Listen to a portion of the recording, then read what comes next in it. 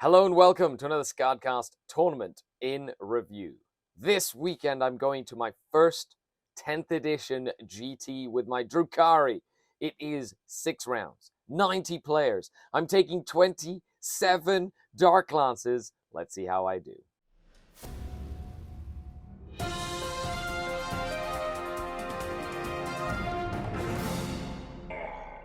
The Dark King. Hello and welcome to another Skaredcast video. I don't mind if I do. Coffee. Well, I'm going to set up the army. We're going to go over the list that I'm taking.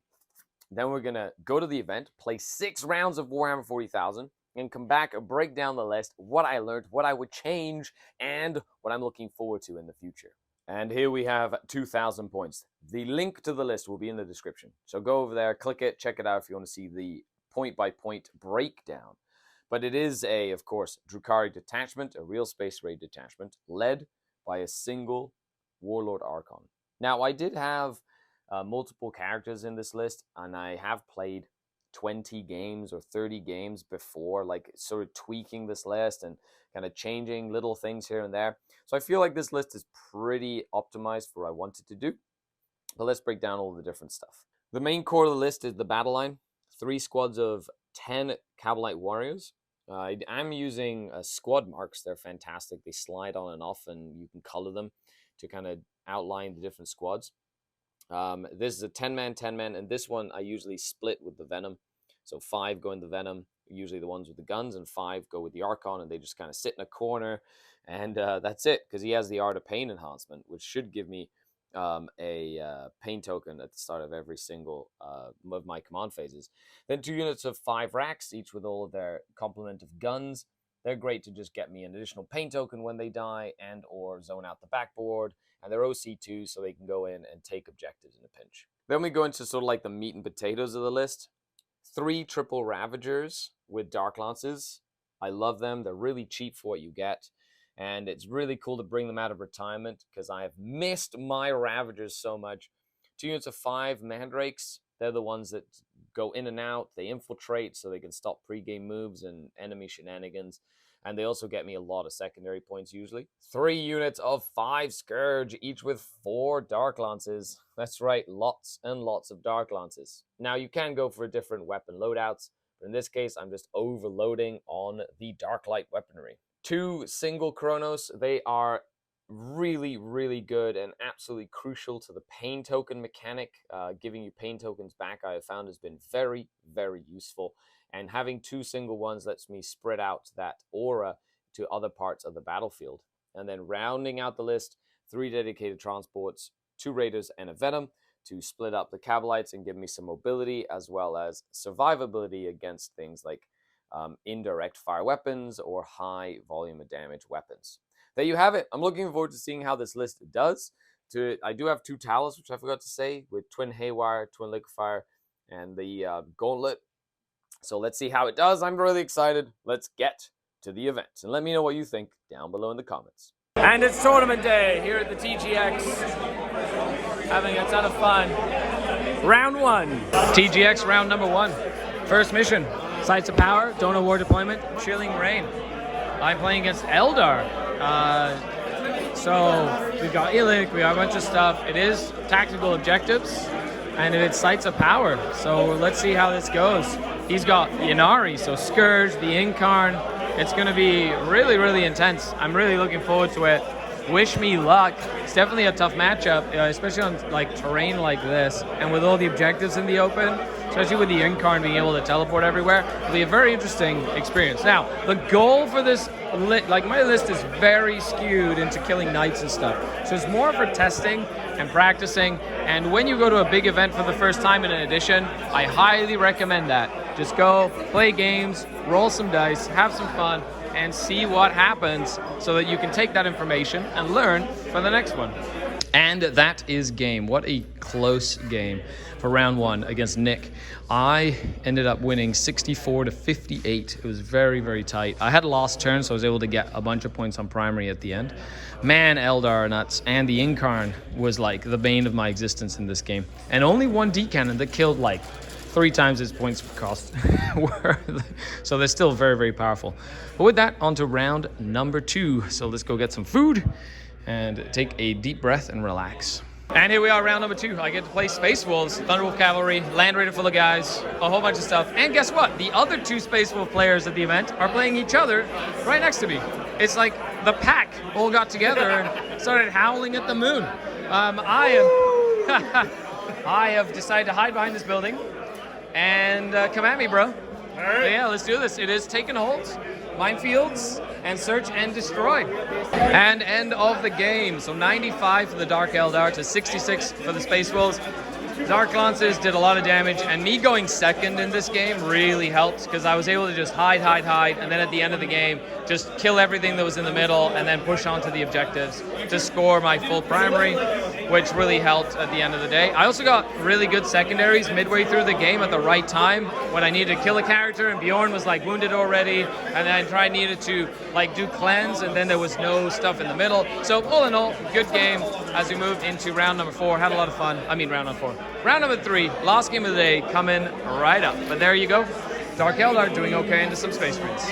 Okay, end of the game. A 5-point game, a victory for the Custodes. I maxed out my secondaries, and then I got beat on the primary. So that was a very close game. So that's the end of the run for the Dark Eldar. We'll be back on day 2. There was 1 point in the game. There was 5-point swing where I didn't kill an Alaris. And in retrospect, there was 1 turn where I decided to be a little conservative with my units. I should have just put everything out in the front and just forced him to shoot a whole bunch of stuff, which would have given me a better chance at the victory. So overall, great game. Let's go on to the second day in round number 4. It's day 2, and I went home. I slept. My voice is shot because it's so loud in the venue, but it's been fun so far. Very interesting games. I'm really loving this new edition. Can't wait to go back to the studio and talk about it. Now I'm going to the Death Alley. Okay, day 2. Let's do this. Round number 4 into Custodes again. We're playing the ritual, so there's 1 objective in the middle, and we summon the different objectives. And there's a big block with Trajan. There's another big block of Wardens with a Captain. There's some Alaris, and then of course 3 Caladius tanks, which are fantastic as well. So he went first. He had his first turn. Wish me luck. It is, I'm playing tactical, he's playing tactical. So let's see what happens at the end. Don't mind, they're at the bottom, they're not at the top there. It's just so it's nice to deploy them at the top so you don't have to like reach in all the time, but they're like in the same spot just down there. Okay, wish me luck. Let's see what we can do. End of the game. Well, as you can see, my Ravagers are in the deployment zone of the Custodes, so it was a good game. The ritual, very interesting. I really like how the ritual works. So you start with 1 objective in the middle, and then you try and basically summon other objectives within 9 or just exactly 9 inches away from another objective. So I started building my objectives that way, but then Sri went this way with all his Custodes. So I ended up building most of my, once he put an objective here, it kind of helped me build a ritual around here. And I had like 4 objectives in this little zone, which was awesome. So I was able to get that win 95 to 55. So, okay. And this time I reserved my Ravagers. So I learned a lot from my last game into Custodes. I tried to apply the differences here, and there was a big difference, a noticeable difference in the score. Also, I kept track of my secondaries, so I didn't cap out right at the end without and banked on those points. So with that, it is the end of round 4. Let's go into round number 5. Everybody's having some fun. The top of the list here is like Gene Stealer cults and Knights and Eldar, pretty much. So let's see if the little Drukhari can squeeze in there, which will be fun. Okay, round number 5. I get to play against Tyranids, and lots of Zoanthropes, lots of big bugs, little Biovores. They ruled that the Spore Mines allow you to score secondaries for this event, which is very interesting. But he did go for fixed. First time all tournament I've gone against somebody who played fixed. He's going for engage on all fronts, which he's going to use the spores for, and bring it down, which I do give up full points. So he can just focus on those 2 while I have to do my cards. Very interesting. It's the first time I've actually played into someone who has played fixed, and he's got a whole bunch of stuff going on. So we'll see what happens as we move on to the first game. He's also got the Death Leaper, which is going to come in. Very interesting. I'm very curious about this game. And in this mission, we're playing Supply Drop, Supply Lines, and Dawn of War. So 2 of these objectives are going to disappear, which will definitely be very interesting as we move into the round number 5. And Danny's a good player, so, and he gets a lot of practice. So I'm very curious to see, first time playing into the new NIDs. And the aim for this event was for me to practice and go into different things. So I'm really looking forward to it. I decided to deep strike my Raiders, my Ravagers, and everything. So we'll see how that goes as well. Because I want to see, because he has a redeploy, I want to see where he goes. He's sort of like lining up and probably going to rush me. So I'm going to have to try and like mitigate that rush. And we'll see if I can stop a lot of the damage. Anyway, moving on. Wish me luck. This is going to be a good learning game. So I'm very much looking forward to this. Well, I ended up winning that game 71 to 54 or something like that, because the objective that I held at the end was the last one on the table. 2 of them disappeared, and it was it was crazy game, lots of bloodshed, had a great time.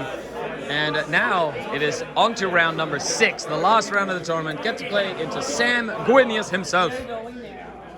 That guy. So that's Blood Angel Supreme. So second Space Marine that I played, but a different flavor. So yeah, that was good. I can't wait to get back to the studio and tell you all the cool shit I learned. Okay, let's go. Well, after that game, I get to play Sam, as we said. He's playing Blood Angels with 20 Stern Guard, very Blood Angel-y. He is going first. So I kind of wanted to go first because I committed my Mandrakes, but that's it is. And I put all my infantry in reserve because I don't want the Desolators to murder them. So I'm testing that out. Scorched Earth, Dawn of War, and Scorched Earth, Dawn of War, and Hidden Supplies. So yeah, those 3 missions, and we'll be back once we're done. Okay, end of the game. Sam, fantastic game. Check out his YouTube channel. I'll put the link down in the description below. Sam Guinius 40k. He does Blood Angels all the time. I did end up winning the game, and because I went second, I was able to really kind of mitigate. Because I reserved all of my infantry, I was able to like try and kill some of the stuff that could do damage. Now Sam did take cards. He usually takes fixed. He was just testing something out, and having 6 objectives in the middle was clearly crazy. So that's it. 4 wins, 1 loss. That could have been a win. So congratulations to Tim, who ended up taking the whole event with his Eldar. And let's go onto the studio. We'll go through the list and what I learned and how the meta is going to be shaping up and if I would make any changes. And we're back in the studio after a weekend of great games, 6 awesome games. I came in 7th place, went 5-1, lost 1 game. 86 players began the event. What a great run. And that game that I lost against the Custodes, I knew I could have won. Like, I feel like it was so close, and I could have. 5-point loss. So that made me feel fantastic. Let's go over the list and break down what I liked, what I didn't like, what I would change. And, of course, let me know what you thought in the comments down below as we continue to grow the Drukhari knowledge bank. Let's break down the list. What worked, what didn't work. What worked? Scourge, integral to the list. Love them. Ravagers, love them. These, the Reaver jet bikes, surprisingly useful. Very fast, very quick. Kronos, amazing. Cavalry Warriors, so much firepower. Loved it. Archon, sure. Why? The Vect was great. Mandrakes, fantastic. Rax, good. Raiders and Venoms, okay, they were okay. They're good. Like, they're fast, but they die so fast anyway. I don't think I need 2 Raiders. I probably could just do 1 Venom, 2 Venoms, and a Raider. Anyway, and then the Talos. The Talos were probably the thing that was the most hit or miss. They died like every single game. I threw them away a lot. So that, like, it's 180 points. That's the only thing I changed. So what would I do? Let's kind of take these guys aside, kind of think about what I would do if I really wanted to change. How would I use those points within this list? Because I like the concept. Now, if I was to build another list, and I'll try different ones with witches and Hellions and a whole bunch of other stuff. Don't worry, I will try that. But in this list specifically, the Talos were like the meh unit. So let's see what I would do with those points. Okay, so taking these guys out, I feel one of the only things I was missing was a lone operative. So I think moving forward, going to a singles event, I would spend 70 points on a Death Jester with this list just to have lone operative. Yes, he's got precision and stuff, but it's more for the lone operative. That would give me 110 points to spare.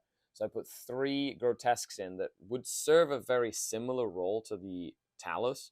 There's 12 wounds in here instead of 14, and there's 3 liquefire guns instead of 2 twin liquefire guns. So very similar roll, but I feel like 105 points is easier to lose than 180 in a pinch. And I think that adding in a Death Jester would be really, really useful. So that's the change that I would make to this list.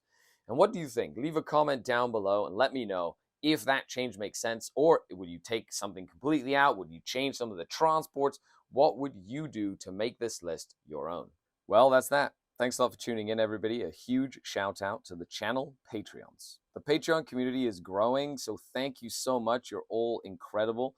I hope you appreciate all the content I make. That wouldn't be possible without support from the patrons. Thank you so much to the Denizen community. You're amazing. The link is in the description if you want to help the channel grow, and I will be on to the next tournament soon with more insight. I hope you're enjoying 10th edition. I know it is like a beta test. We'll be talking more about individual units and stuff as we move on. I'll break down more stuff. But overall, I hope you're having a good time. I've been Skari, your grateful host. Thanks for watching, liking, sharing, and subscribing. I'll catch you on the next video. The Dark Kin.